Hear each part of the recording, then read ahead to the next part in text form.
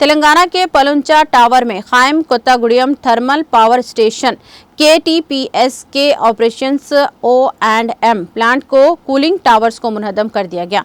इन towers के जरिए मुत्तहदा आंध्र प्रदेश को पहली बिजली फराहम की गई थी।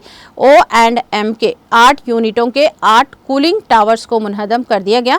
हुक्काम ने पहले 4 टावर्स को मुनहदम किया और बाद में 4 को मुनहदम कर दिया। बताया गया है कि O&M के बंद होने पर इंतजामिया ने कूलिंग टावर्स को मुनहदम करने का फैसला किया।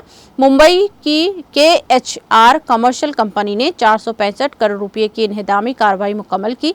ये टावर 1966 में जापानी टेक्नोलॉजी से बनाए गए थे। इब्तदाई तौर पर ए स्टेशन पर 60 मेगावाट की सलाहियत के 4 यूनिट बनाए गए थे, जबकि 1977 में स्टेशन B और C पर 120 मेगावाट की सलाहियत के 4 यूनिट बनाए गए थे।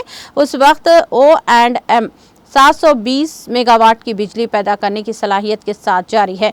सेंट्रल पॉल्यूशन कंट्रोल बोर्ड की हिदायत के मुताबिक ये स्टेशन 2022 में बंद कर दिए गए थे। पुराने प्लांट में 8 कूलिंग टावर्स हैं, 4 कूलिंग टावर अभी लगाए जा रहे हैं।